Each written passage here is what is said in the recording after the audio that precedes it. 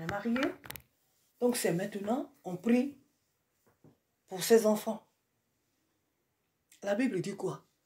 Or, la foi est une ferme assurance des choses qu'on espère et une démonstration de celles qu'on ne voit pas. Chaque enfant de Dieu, quel que soit ton âge, même si tu as 15 ans, on va dire comme ça, tu es encore très loin du mariage, tu dois déjà prier pour ta future femme.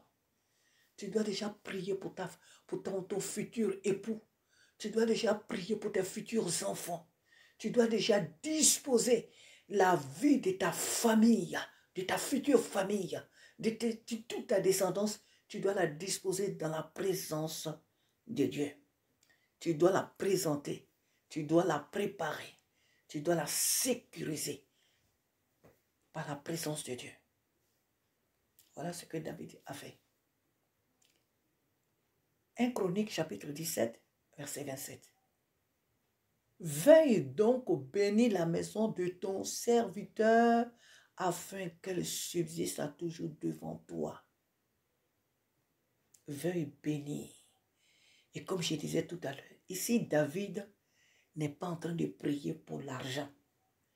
Il n'est pas en train de dire Seigneur, bénis ma maison parce que donne l'argent à ma maison pour qu'elle vive éternellement devant toi. Rends riche ma maison. David était déjà roi. David n'était pas que riche. Un roi, il est au-delà de toute richesse qu'on peut nommer sur cette terre. Un roi. David était un roi.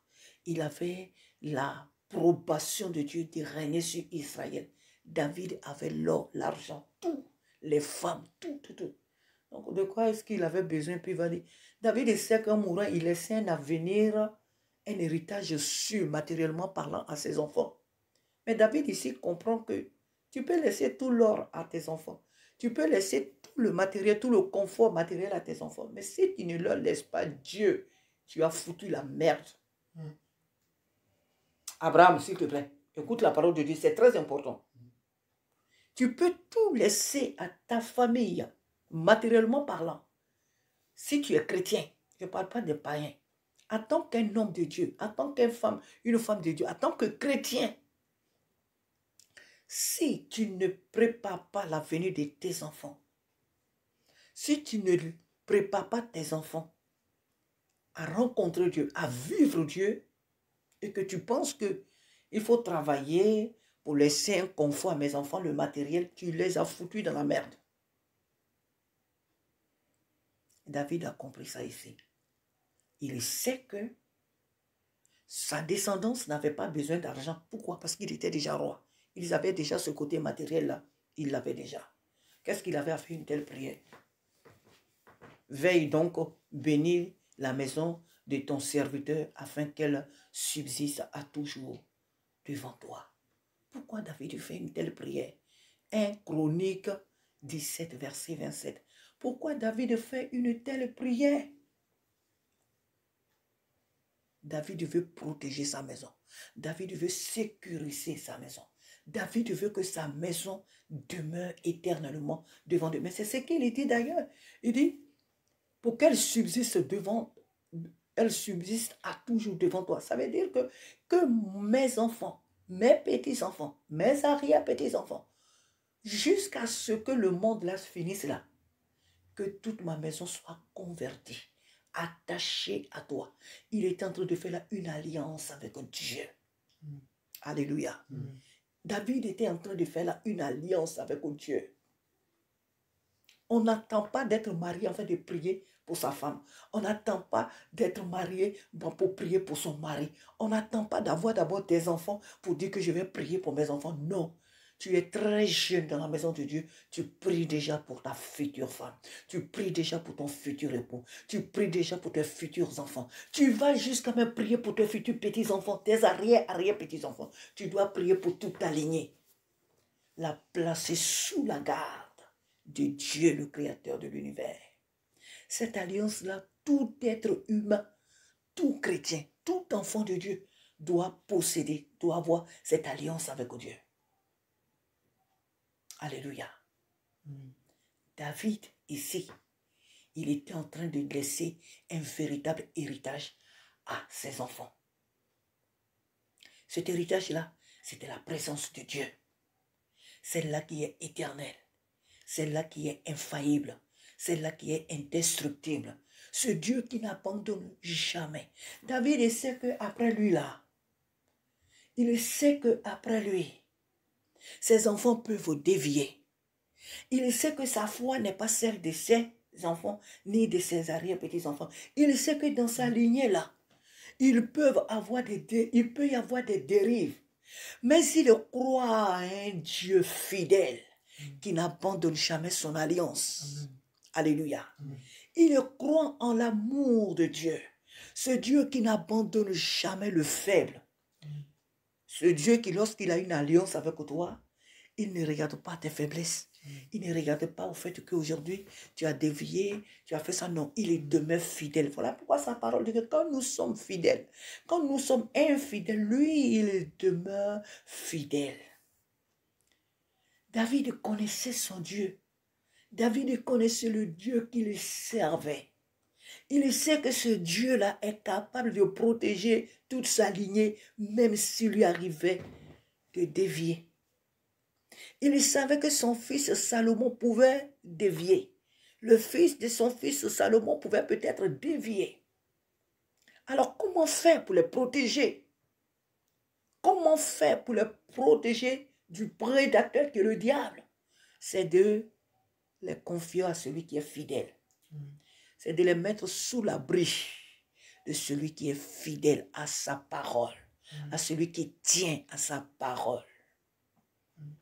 Alors il scelle cette alliance avec Dieu et il lui dit, Seigneur éternel, veuille donc bénir la maison de ton serviteur afin qu'elle subsiste à toujours devant toi. Car ce que tu bénis, ô Éternel, est béni pour toujours. Donc ici, David, oh, alléluia, David ici est en train de dire que ce n'est pas que je suis fier que mes enfants jouent des vies. Ce n'est pas que je suis fier ou je serais peut-être fier que mes enfants fassent du mal ou que mes enfants abandonnent Dieu. Non.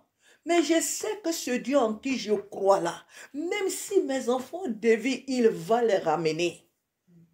Même si mes arrière-petits-enfants dévient, ils abandonnent ce Dieu-là. Lui qui ne m'a jamais abandonné. Même moi-même, le Père ici, David, dans mes chutes, ce Dieu qui ne m'a jamais abandonné, il n'abandonnera pas mes enfants. Il ne les abandonnera pas. Il n'abandonnera pas mes enfants. J'ai foi que ce Dieu que je sers n'abandonnera jamais mes enfants. Donc, celui à qui je dois les confier, c'est Dieu, pas l'argent. Souvent, nous les hommes, on pense que la bénédiction, c'est le matériel. Le matériel, l'argent. David ne prie pas ici pour l'argent. Il est roi. Donc, sur le plan matériel, ses enfants ont déjà un héritage sûr. Ils ont déjà tout le confort.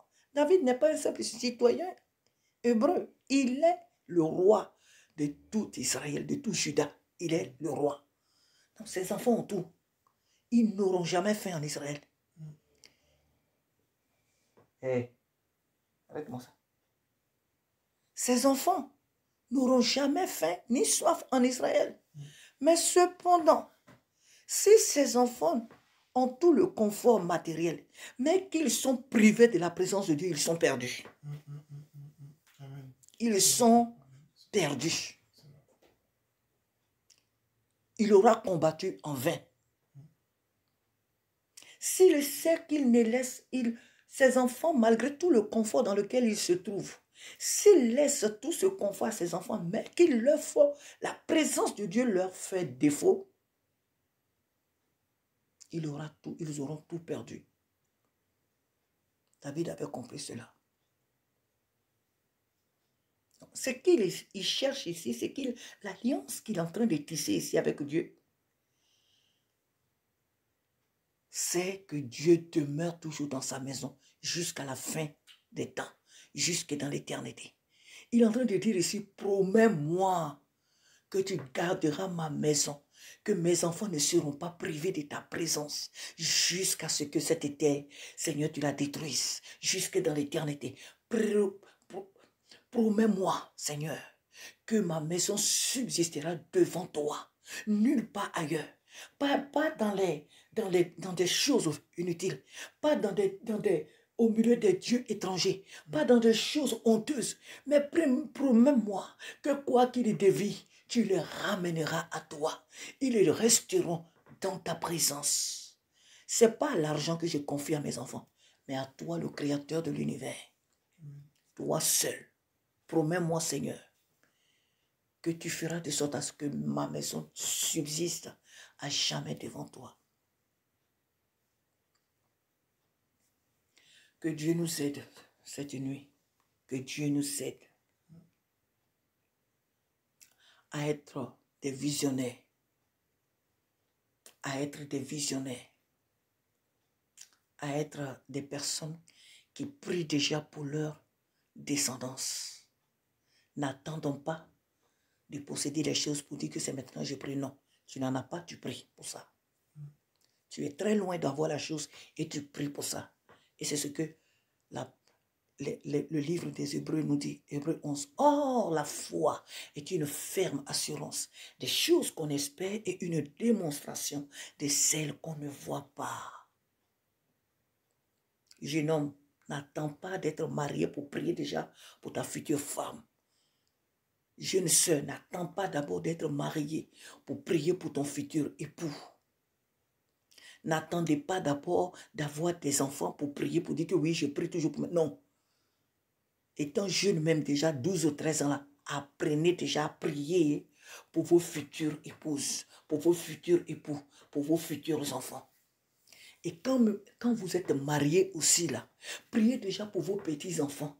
Priez déjà pour vos enfants, vos petits-enfants. Priez déjà pour toute votre lignée. Placez toute votre lignée, toute votre descendance sous l'autorité, sous la présence.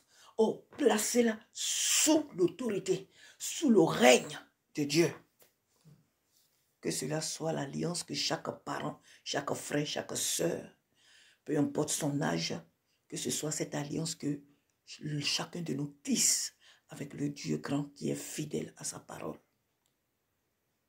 David ne laissait pas l'argent à ses enfants, mais il leur laissait le plus grand et le merveilleux héritage qui est la présence de Dieu. Que Dieu nous aide. Que Dieu nous aide ce soir à savoir que David ici a scellé une alliance avec Dieu. David priait déjà pour les enfants de Salomon. Il priait déjà pour les enfants, les petits-enfants, ses arrière-petits-enfants. Il les plaçait sous le règne de Dieu, sous la couverture de Dieu. Il dit, ce que tu bénis, ô Éternel, est béni pour toujours. Parce que Dieu demeure fidèle à sa parole, à son alliance. Quand nous sommes infidèles, lui, il demeure fidèle parce qu'il ne peut se renier lui-même. Et donc, il ne pouvait que confier, David ne pouvait que confier sa maison, sa descendance à ce Dieu qu'il a servi, à ce Dieu qu'il sait fidèle, à ce Dieu qu'il aime tant. Que Dieu nous aide. Que Dieu nous bénisse. Amen. Et que par sa grâce, il nous aide à prier aussi comme ce grand homme, notre Père David. Amen. Alléluia. Merci Seigneur ce soir pour ta fidélité, pour ta bonté, pour ta grâce. Apprends-nous Seigneur Dieu de gloire des visionnaires. Apprends-nous Seigneur Dieu de gloire à voir au-delà de nous-mêmes. Apprends-nous Seigneur, ô Dieu de gloire, à prier. Apprends-nous Seigneur à sceller cette alliance avec toi.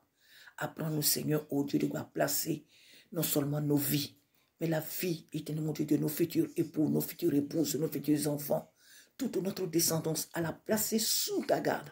Parce que le meilleur héritage que nous pouvons laisser à nos enfants, ce ne sont pas des châteaux, ce ne sont pas les comptes garnis, mais c'est ta présence, car elle seule rend heureuse, elle seule protège, elle seule rassure, elle seule accorde la paix, le véritable repos, la véritable richesse de l'être humain, du chrétien, de celui qui t'a accepté comme son Seigneur et son Sauveur sur cette terre. C'est de ta voix, toi, Jésus-Christ. Oh, alléluia. Merci, Seigneur. pour ce que tu nous aides ce soir, à prier au-delà de nous-mêmes, à prier pour toute notre descendance, à placer toute notre descendance sous ton règne, Seigneur. À toi la gloire, à toi l'honneur, à toi toute la majesté, Seigneur, parce que tu es fidèle. Merci, Saint-Esprit. Merci, Dieu vivant. Merci, Dieu réel. Au nom de Jésus. Alléluia.